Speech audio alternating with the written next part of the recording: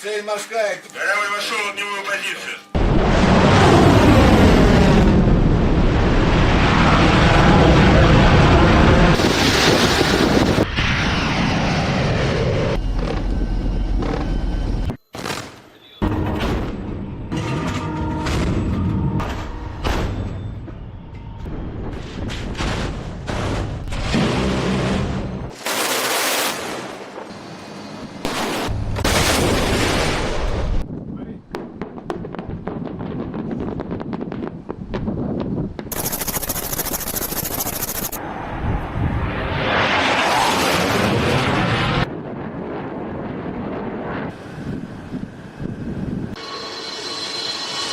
Учебная тревога, ракетная атака. Стрельба крылатой ракеты «Калибр» по морской цели. Начата предстартовая подготовка крылатой ракеты «Калибр». Корабль в точке пуска. Есть, пуск.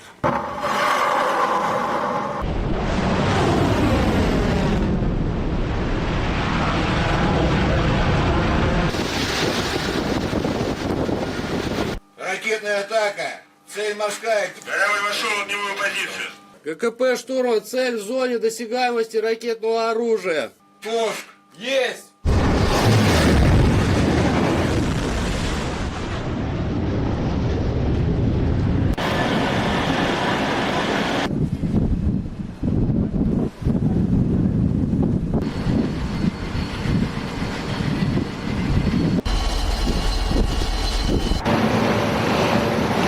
Боевая тревога, ракетная атака. Центральный Македон, начата предстартовая подготовка по 3 крылатым ракетам. Товарищ командир, залп готов. Есть КП-1-2, залп разрешаю. Старт Меллинг 330. Вторая пошла. Есть второй. Есть третий.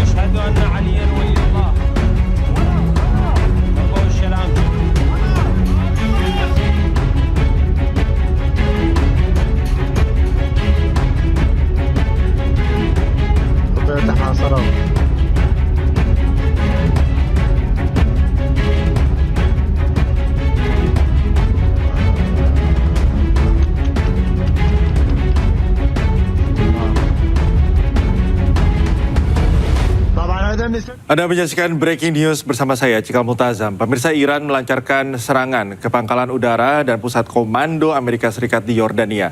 Serangan tersebut dilakukan saat Presiden Amerika Serikat Donald Trump bertemu dengan Perdana Menteri Israel Benjamin Netanyahu.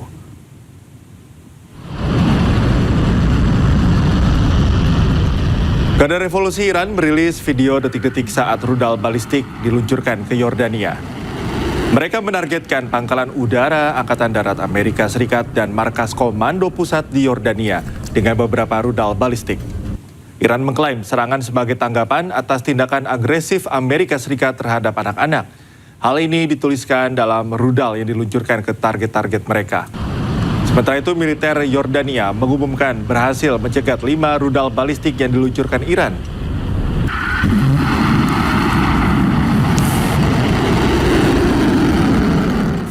Sementara itu, Menteri Pertahanan Israel Katz, buka-bukaan ingin menyerang infrastruktur energi Iran. Namun Presiden Amerika Serikat Donald Trump melarangnya dan mengingatkan Teheran akan membalas ke negara tetangga.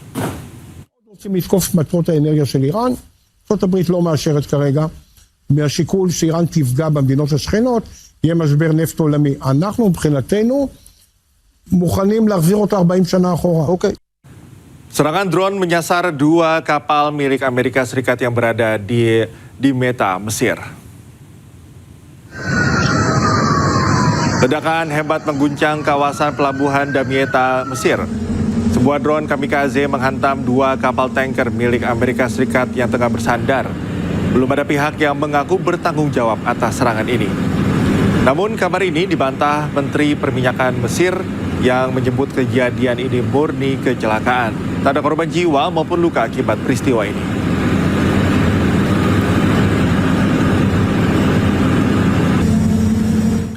Presiden Amerika Serikat Donald Trump tegaskan akan menyerang balik Iran. Serangan akan dilakukan dengan sangat keras. I've been briefed. It's a little more of the same, but it's going to be straightening out. It's going to be straightening out. In the meantime, we're going to be hitting them very hard because it's our turn to hit them. They know it's coming. They're asking us not to do it, but they tried shooting it last night. So we had 5 rocket shot going 8,500 miles an hour, and all 5 rockets were knocked down to the ground. But they nevertheless took a shot. So it's our turn, and we'll see if we get there with an agreement at some point. But we're going to hit them very hard. Militer Israel menyatakan baru menghancurkan markas bawah tanah Hizbullah di Hadata, Lebanon Selatan.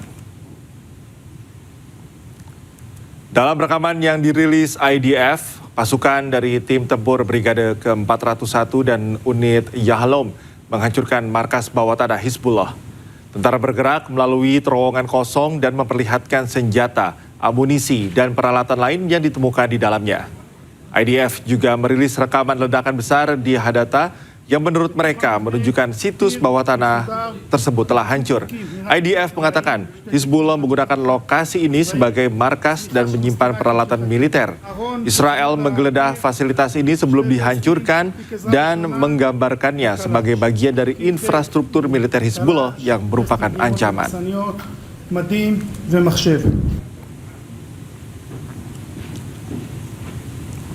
Pasukan keamanan Iran menggelar operasi pembersihan teroris di penjuru kota. Mereka menargetkan kelompok teroris Kurdi dan Baloh yang beroperasi di Iran.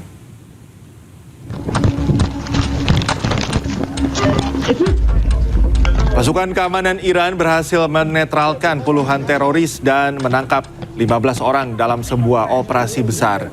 Operasi yang digelar di penjuru Iran ini menargetkan anggota kelompok teroris Kurdi dan Baloh. Iran menyatakan akan terus melakukan operasi untuk melawan 2 kelompok ini. Hal ini dilakukan karena keduanya dianggap mengancam keamanan nasional.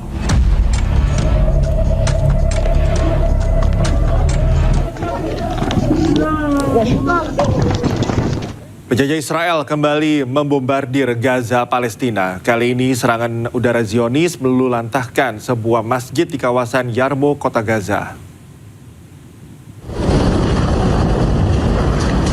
Rudal penjajah Israel menghancurkan sebuah masjid di kawasan Yarmouk, Gaza. Serangan udara Zionis juga meratakan kawasan permukiman di Deir al-Balah. Akibat genosida Israel ini, 1 orang syahid, beberapa lainnya terluka. Pemerintah apartheid Israel juga menggeser garis kuning dan memerintahkan warga Gaza untuk keluar dari rumahnya. Warga Gaza yang trauma mengatakan tidak akan pernah melakukan gencatan senjata. Kini mereka juga tidak memiliki tempat aman untuk berlindung. انتكبنا وين ننام؟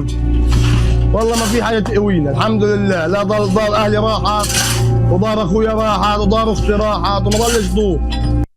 Sementara itu, Perdana Menteri Israel Benjamin Netanyahu bertemu dengan Menteri Perang Amerika Serikat Pete Hegseth. kunjungan untuk meningkatkan kerjasama keamanan kedua negara. Perdana Menteri Israel Benjamin Netanyahu bertemu dengan Menteri Perang AS Pete Hegseth di Blair House, Washington. Pertemuan digelar sehari setelah pembicaraan dengan Presiden Donald Trump. Kantor Netanyahu mengatakan kunjungan ke Washington bertujuan untuk menjaga keamanan Israel dan memperluas lingkaran perdamaian.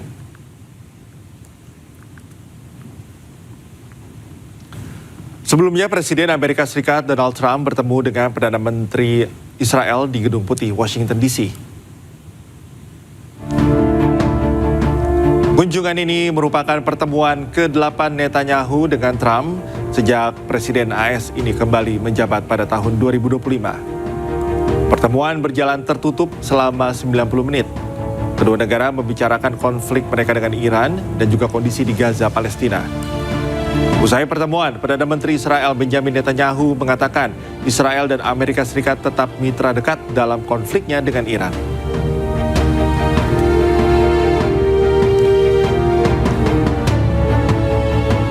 Usai pertemuannya dengan Netanyahu, Presiden Amerika Serikat Donald Trump menegaskan akan mengenakan tarif tambahan kepada 5 negara yang berhubungan dengan Iran.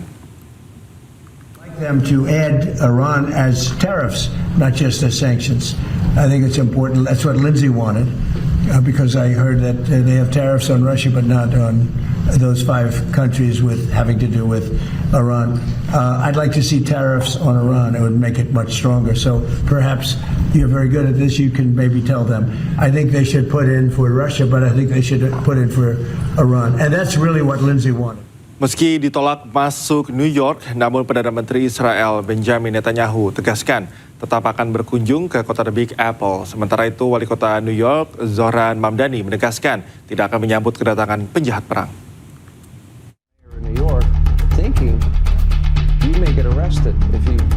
Perdana Menteri Israel Benjamin Netanyahu tegaskan akan tetap berkunjung ke New York. Pernyataan ini disampaikan setelah sebelumnya Wali Kota New York, Zohran Mamdani, menolak kedatangannya. Netanyahu juga mengatakan tidak takut atas ancaman penangkapan dirinya. First of all, I'm going to New York. Yeah. I'd love to see you there when I go to the UN in September.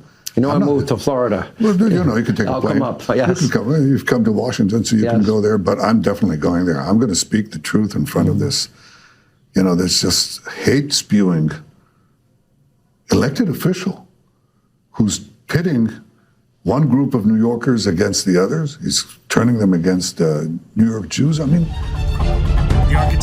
Wali Kota New York, Zohran Mamdani pun kembali buka suara. Zohran dengan tegas menyatakan tetap tidak akan menerima kunjungan penjahat perang. And I want to make it very clear that that welcome ends with me. I will not be welcoming Benjamin Netanyahu or any other war criminals when they come to this city.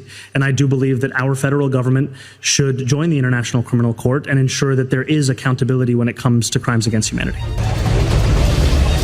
Sebelumnya, Mahkamah Pidana Internasional mengeluarkan surat perintah penangkapan Netanyahu dan sejumlah pejabat Israel lainnya pada tahun 2024. Perintah tersebut dikeluarkan karena mereka melakukan kejahatan perang terkait operasi militer Israel di Gaza pada Oktober 2023.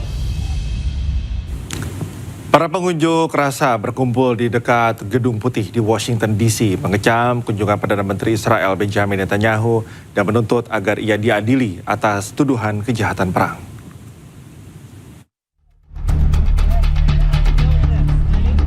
Para demonstran berbaris di dekat Gedung Putih di Washington DC, Amerika Serikat, mengibarkan bendera Palestina, meneriakkan slogan-slogan, dan memegang plakat yang mengecam kunjungan Perdana Menteri Israel Benjamin Netanyahu. Sementara itu, polisi dan petugas keamanan menjaga di sekitar Pennsylvania Avenue dan Lafayette Square saat protes berlangsung. Netanyahu melakukan perjalanan ke Washington untuk berdiskusi dengan Presiden Amerika Serikat Donald Trump dengan Iran dan keamanan regional mendominasi agenda. Today with one clear message. War criminal Benjamin Netanyahu is not welcome in our communities, not in D.C., not in Maryland, not Virginia, and not anywhere. Every time he leaves Washington, the bombs fall harder and the aggression expands and more land is stolen and more of our people are murdered. Shame! I'm a Palestinian American. I live in Washington, D.C.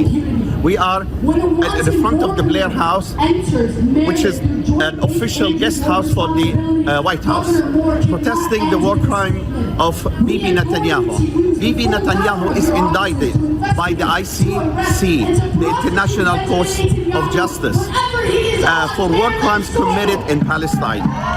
And instead of being prosecuted and going to jail, he's being received in the United States as an official guest of the government.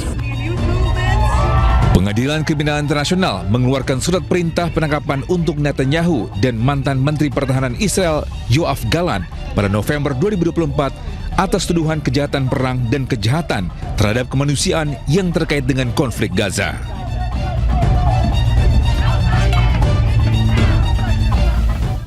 Kami akan segera kembali usai jeda, pemirsa tetaplah di Breaking News.